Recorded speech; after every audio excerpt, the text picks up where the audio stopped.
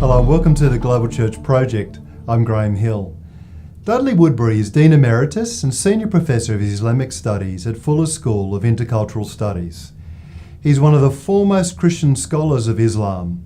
He has served as a consultant on the Muslim world to President Carter, the State Department, USAID, and other US government agencies.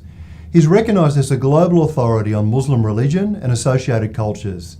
He served as coordinator and acting senior associate of the Muslim track of the Lausanne Committee for World Evangelization.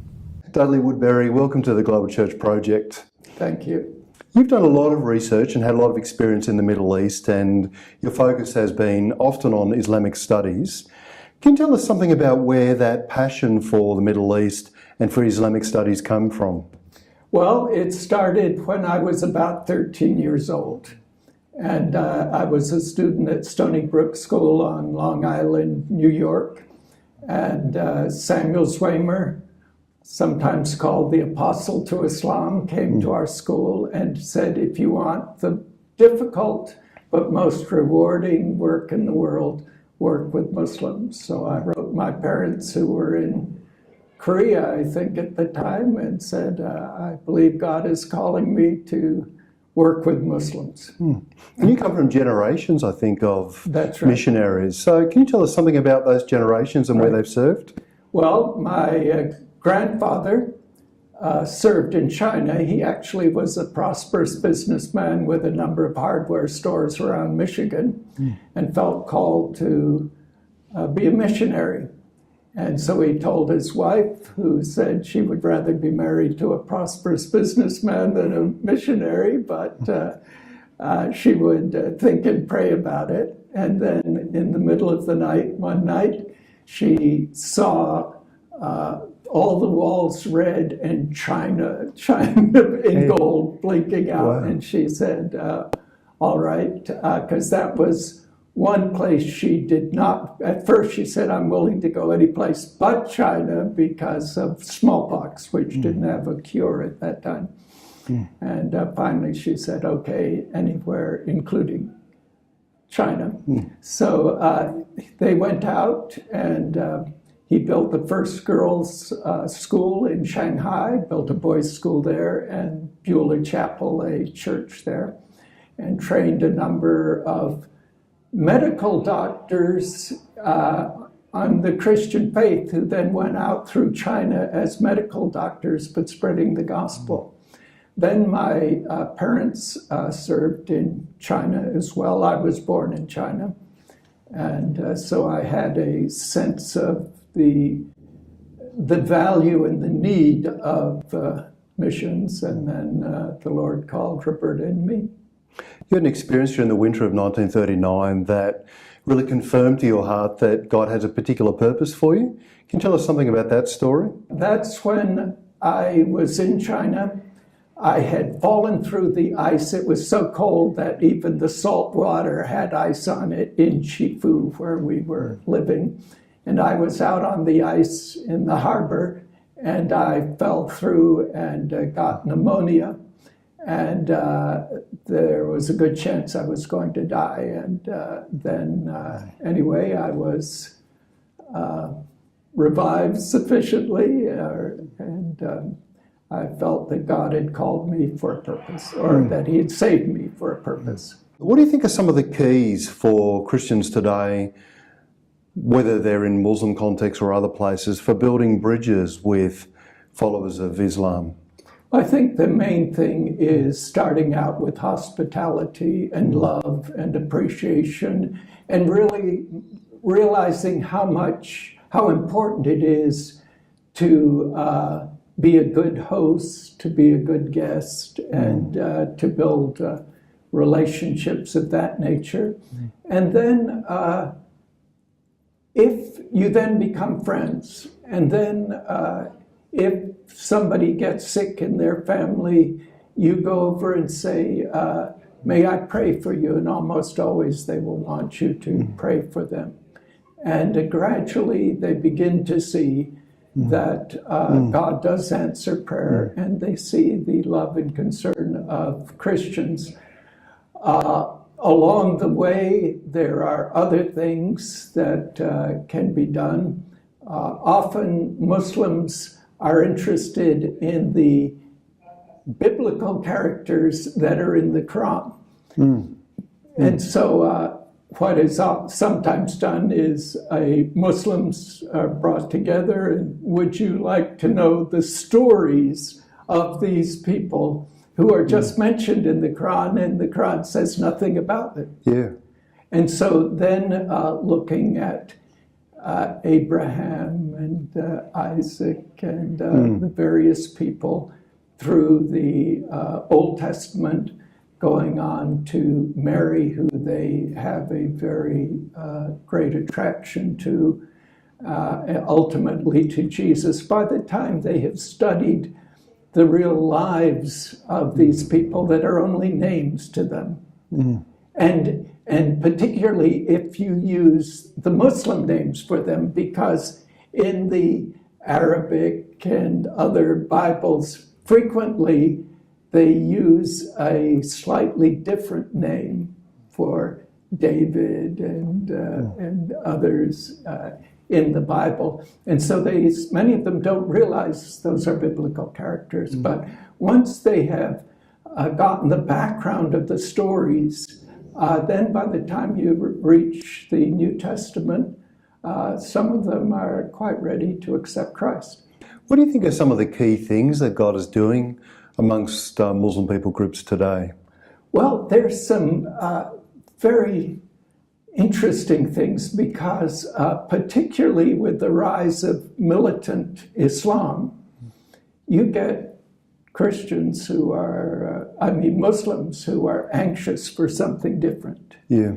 And then with the refugees, for example, in Lebanon, the Lebanese haven't been all that effective in the past in evangelism of Muslims and so forth. But now with the refugees flooding in, you get many Muslims attending Christian churches because it's the Christians who are taking care of them and so forth and helping them. So we are seeing that is one of the key changes, and then the mere fact of Iran, where you have the Ayatollah has veto power over so much, and the Republican Guard reports to him and so forth. But many of the people want something different, so that when I went to Iran, people came up to me, and when nobody was looking, sort of, and asked about my faith. What have you loved the most about your ministry? The fact that, well, first of all, God called us to it. And then most Muslim people are extremely hospitable people. They put us to shame. If you are driving with a Muslim and you drop him off at his house, even if it's 2:00 in the morning, he's going to invite you up for coffee, even if he doesn't have coffee. And he'll bang on his neighbor's door, as in the Bible story, and get some. And so you have to, when you know it really is inconvenient for them, you have to say no at least 3 times and so forth. So they can be extremely lovable people and very hospitable people. And so I've, they are wonderful people for the most part to live with. What's been the most difficult for you in your long career in service and in teaching as well? People who are not concerned about reaching Muslims. For example, in the United States today, there can be reasons for blocking terrorists coming into the country. But we've never had as great an opportunity as we have today of people who want to come and are seeing the worst side of Islam and fleeing. And in the United States, we're not, we're putting barriers, understandable, but not the blanket barriers that are being put up by at least elements of the government. Where do you see signs of hope? We have never seen converts like we have now. A book has been written that looks at the number of movements to Christ among Muslims. And in I believe the first 6 years of this century, far more Muslims have come to faith in Christ than all the centuries before. And this all started in 1979 when you had the Khomeini revolution and a lot of those things going on. Since then, we have just seen large numbers of Muslims who want something different than the type of Islam that is evident. I mean, there's a peaceful Islam, but it's this militancy that is bothering them. What's most misunderstood about the things that you say? I would say one of the things that's misunderstood is just how much we share common themes and concerns. When you look at the 5 pillars of Islam, a great deal of them, other than the pilgrimage to Mecca, but we've had pilgrimages to Jerusalem and other places, but a great deal of that we have in our own Jewish or Christian history. And so we do share a great deal. Miroslav Volf caused a lot of anxiety recently when he talked about the fact that that you can, in some ways, you can think about Muslims and Christians worshipping the same God. Christians use the name Allah for God before Muslims.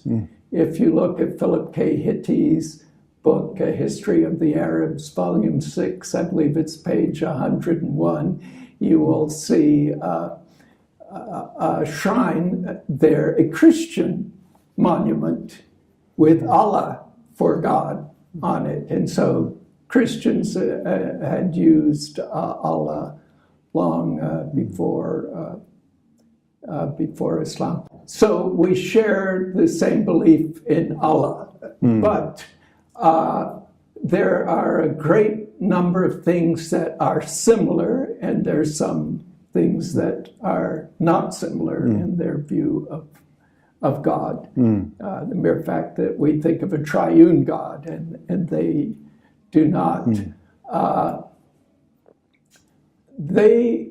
And the great emphasis on the love of God and God being willing to become incarnate.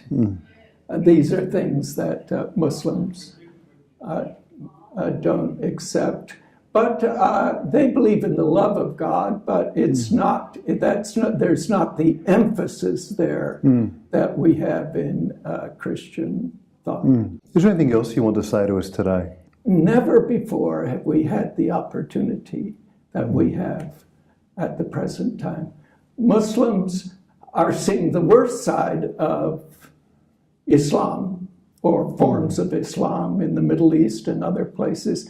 They're wanting a better life. We have the opportunity of not having to go over there and be missionaries. We still need missionaries to go over there, but they are coming. And they need friendship. They need a sense of belonging. And we have an opportunity like we have never had before. Dudley Woodberry, thank you for joining us at the Global Church Project. Right, thank you for having me. The Global Church Project is located at www.theglobalchurchproject.com. On our website you'll find a wide range of interviews and resources for colleges, universities and churches. I look forward to your company next time. From me, goodbye.